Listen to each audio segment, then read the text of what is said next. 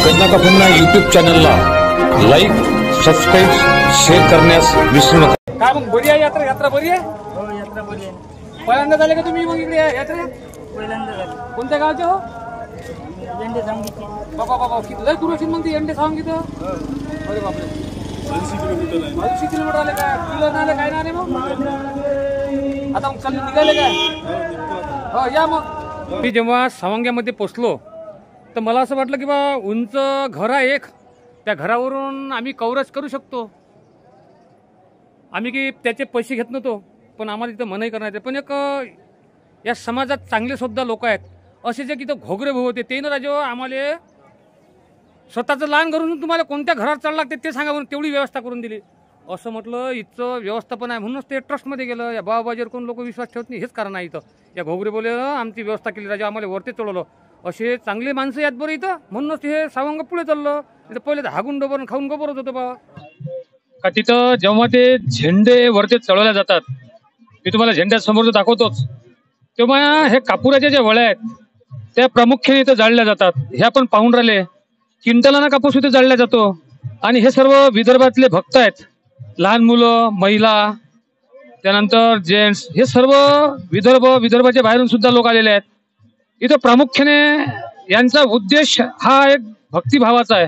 असं हे विदर्भातली गुढीपाडवाला जी यात्रा भरते, सावंग आहे, अमरावतीवरून 17 किलोमीटर आहे आणि चांदूरबाजारून 22 ते 23 किलोमीटर आहे.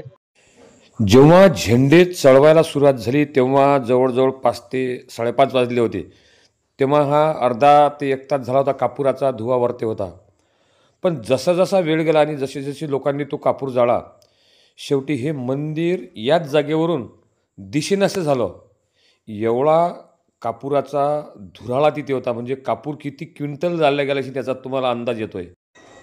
प्रत्येक पंथात वेगवेगळ्या प्रथा आहेत. तशीच एक इथे प्रथा आहे मुजरा टाकायची. त्या अशा प्रकारे महिला मुजरा टाकताना येथील हे मंदिरावर अधिपत्य होतं येथील चतुर घराण्याच्या लोकांचं. आणि त्यामध्ये सुद्धा विभाजन होतं. गावागावी हा पंथ, त्याचे मंदिरं आणि त्याचे भक्त विखुरलेले होते. या चतुर घराण्यातील काही विद्वत्ता प्राप्त केलेले लोक होते, त्यांचा पगडा या भक्तांवर होता. अशा सत्वशील बुवा लोकांच्या समाधीवर आजसुद्धा तिथं मंदिरं उभे आहेत. म्हणून भक्त त्यांच्या पिढीतील लोकांना श्रद्धेने, आत्मविश्वासाने आपला देव मानत होते. जसे सांप्रदायिकमध्ये महाराज जर कीर्तनाला आले तर त्याची वरखार त्या गावातील लोक करतात. पण सर्वच महाराज हे संतासारखे नसतात, यामध्ये नालायकसुद्धा असतात. आणि तेच परिस्थिती या सावंग्यातील काही बुवा लोकांमध्ये हा दुर्गुण होता की त्या गावात आल्यानंतर श्रद्धेने त्यांना देव मानणाऱ्या लोकांना ते दारू, गांजा, बिड्या आणि मटणाचे पाहुणचार करायला लावत होते. अशा या नालायक बुवांमुळे हा अवधूत पंथ सर्वीकडे बदनाम झालेला होता. पण त्यामध्येही काही लोक संतांच्या प्रमाणे ज्यांच्यामध्ये गुण होते ते आपला चांगलेपणा जपून होते. जेथपर्यंत हे मंदिर या बुवा लोकांच्या ताब्यात होतं तेथपर्यंत त्यांनी जे त्यांच्या वाट्यावर गाव आलेले होते त्यांचा गोतावळा सर्व त्या बुवा लोकांच्या घरी जात होता. त्यामुळे एक विळा नावाची पद्धत होती, म्हणजे सुपारी आणि त्यावर पान, ते भक्तांना देऊन त्या विळ्याचे पैसे घेत होते. त्याच्यावर त्यांचा उदरनिर्वाह भागत होता. गुढीपाडव्याची यात्रा म्हणजे त्यांना सुगीचे दिवस. पण अजूनही यामध्ये जे चांगले बुवा लोक आहेत त्यांच्या इथं अजूनही हा गोतावळा जातो, पण ते लोकांना लुटत नाहीत. पण जे लुटारी बुवा होते त्यांच्या घराच्या अजूनही मातीच्या भीती बदलल्या नाहीत. काळ बदलला पण यांच्यात व्यसनापायी बदल झाला नाही. हे स्वतःच जर व्यसनी असतील तर आपल्या भक्तांना हे कसे सुधरू देशील ही लोकांना आता समज यायला लागली होती. कारण डॉक्टर बाबासाहेब आंबेडकरांनी सांगितलं होतं की शिक्षण हे वाघिणीचं दूध आहे. आणि लोक आज शिक्षित झालेले होते. आणि हे बुवा लोक घरोघरी गावोगावी जे मागत होते त्यामधून शिक्षणाचा यांच्यामध्ये अभाव आलेला होता. आणि लोकांचं या बुवावरून विश्वास उडालेला होता. जे विश्वास त्यांनी लोकांचा प्राप्त केला होता त्यांचं अजूनही भलंच आहे, पण जे दारू पित होते त्यांचं परिस्थिती घसरल्या आणि आज लोक त्यांना मानायला तयार नाहीत. याला चिरळूतील जे अवधूत महाराज पंथातील एक दुसऱ्या नंबरचं संस्थान आहे, तेथील बुवा लोक हे अपवाद आहेत.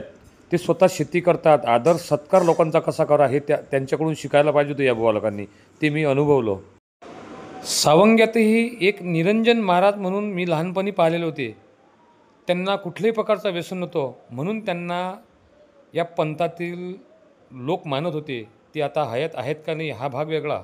हे बुवाबाजी करताना ज्या बुवांनी त्यांचे मुलांना किंवा त्यांच्या समोरच्या पिढीला शिकवलं, आज ते जॉबवरसुद्धा असू शकतात आणि त्यांचे विचारसुद्धा बदललेले आहेत.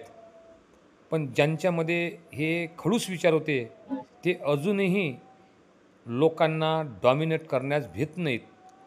गावोगावी जाऊन मी शाप दिला तर तुझं भलं होणार नाही अशा वृत्त्या त्या बुवान लोकांमध्ये आहेत.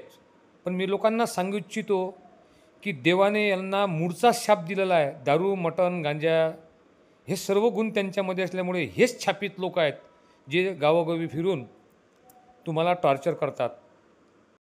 माझा उद्देश या चतुर घराण्यातील लोकांना बदनाम करणे असा नाही.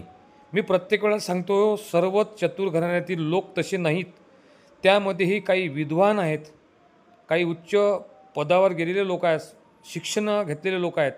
त्यांच्याबद्दल मला म्हणायचंच नाही.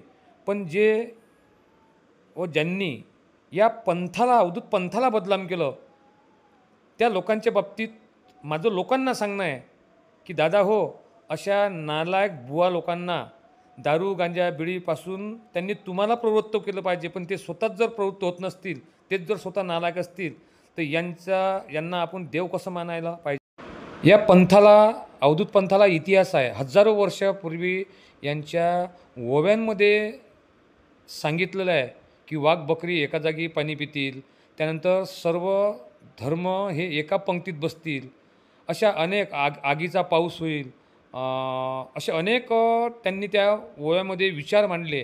आज ते खरोखर व्हायला लागले. हजारो वर्षांना होणाऱ्या घटना जर या अवधूत पंथाने अगोदर सांगितल्या असल्या तरी हा अवधूत पंथ मागं का आणि या काळातलं गजानन महाराज संस्थान हे जगात प्रसिद्ध का, हा विचार आपल्या अवधूत पंथातील भक्तांना करावा लागेल. माझा उद्देश एकच आहे, मी हे अवधूत पंथातला आहे. पण हे आपला अवधूत पंथ पुढे कसा जाईल, यामधला अळांचोटपणा कसा आपण काढून टाकसाल आणि गावोगावी आपले असलेले मंदिरं आणि निर्माण कशी होतील, त्याचा जीर्णोद्धार कसा होईल, व्यसनापासून आपले भक्त कसे अलिप्त राहतील, यासाठी सर्वांनी जर प्रयत्न केले तर अजूनही काही झालं नाही. हा पंथ जगात प्रसिद्ध झाल्याशिवाय राहणार नाही. कारण या पंथाचा बेस अगोदर तयार आहे. यात्रेमध्ये अजूनही लाखो लोक येतात. हे आपण व्हिडिओच्या माध्यमातून पाहिलं.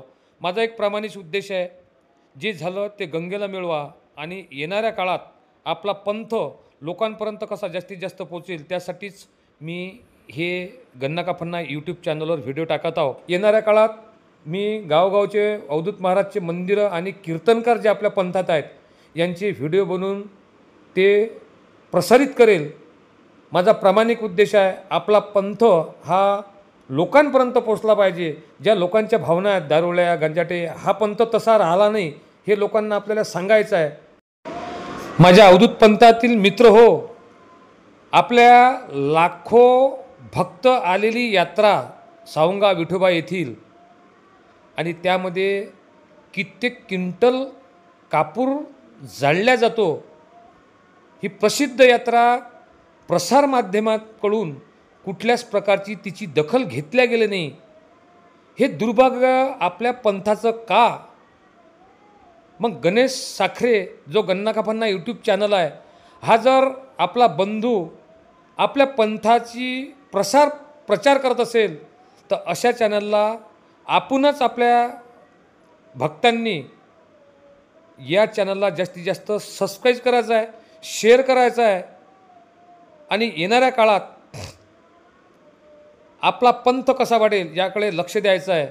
आपलंच चॅनल आहे, आपणच त्याचा प्रसार करू, कोणाची आपल्याला जरूरत नाही आहे.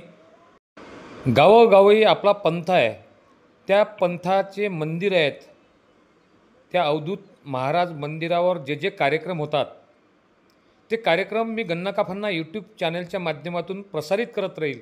त्याकरता तुम्हाला हे चॅनल सबस्क्राईब करणे आवश्यक आहे. येणाऱ्या काळात आपल्या अवधूत पंथात जे विद्वान आहेत त्यांच्याकडून उटी म्हणजे काय, कशा करता करतात, शिवरचे कार्यक्रम कशा करता होतात, असे विविध कार्यक्रम या अवधूत पंथात कशा प्रकारे केले जातात हे सविस्तर टाकल्याशिवाय मी राहणार नाही. फक्त आपल्याला हे चॅनल लाईक करायचं आहे, सबस्क्राईब करायचं आहे, शेअर करायचं आहे. मी तुमचाच बंधू गणेश पटेल साखरे, माऊली धांडे. काहींना हा व्हिडिओ चुकीचा वाटत असेल तर त्यांनी माझा नंबर आहे, एकाशक चर्चा करण्याकरता गन्ना काफांना यूट्यूब चॅनलवर आपण लाईव्ह येऊ. धन्यवाद.